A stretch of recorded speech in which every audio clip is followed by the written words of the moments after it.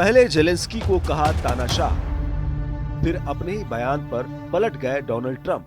आखिर क्यों अमेरिकी राष्ट्रपति बार बार ऐसे बयान देकर यूक्रेन को सरेंडर मोड में डाल रहे हैं?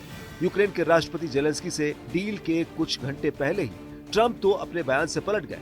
ब्रिटेन के प्रधानमंत्री स्टारमर के सामने जब पत्रकारों ने उनसे पूछा कि क्या आप जेलेंस्की को तानाशाह बताने वाले बयान के लिए माफी मांगेंगे, अपने ही बयान पर डोनाल्ड ट्रंप चौंक गए और कह दिया कि उन्हें भरोसा ही नहीं हो रहा है कि ये बयान उनका है। रूस यूक्रेन युद्ध के बीच पूरी दुनिया की नजर वॉशिंगटन की तरफ है।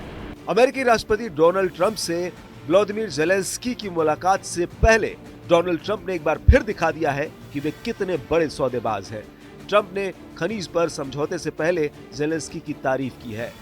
व्हाइट हाउस में पत्रकारों से बात करते हुए ट्रंप ने कहा कि जेलेंस्की बहुत ही बहादुर है। उन्होंने रूस और यूक्रेन के बीच जल्द ही शांति समझौता होने की बात कही। तानाशाह वाले बयान से पलटे ब्रिटेन के प्रधानमंत्री स्टारमर के सामने जब पत्रकारों ने उनसे पूछा कि क्या आप जेलेंस्की को तानाशाह बताने वाले बयान के लिए माफी मांगेंगे, अमेरिकी राष्ट्रपति ने इस पर कहा कि उन्हें विश्वास ही नहीं हो रहा है कि ये बयान उनका है। अब ट्रंप ने अचानक इस पर क्यों पलटी मारी है, इसकी चर्चा तेज है।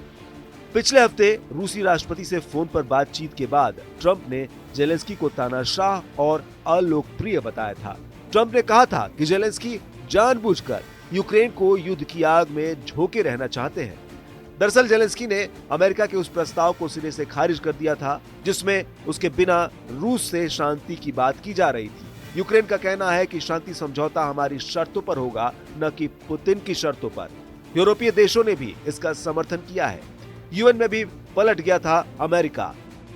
इसी हफ्ते यूनाइटेड नेशन में रूस के खिलाफ एक प्रस्ताव लाया गया था। आमतौर पर अमेरिका यूएन में खुलकर यूक्रेन का समर्थन करता रहा है, लेकिन इस बार विरोध कर दिया। अमेरिका ने यहां तक कह दिया कि रूस की कोई गलती नहीं है। इसी बीच यूक्रेन ने उस प्रस्ताव को मान लिया जिसमें उसे अमेरिका से खनीज समझौता करना था। जेलेंस्की ने अमेरिकी दौरे से पहले ट्रंप को दो टूक कह दिया कि नेटो में शामिल होने का सपना छोड़ दे यूक्रेन।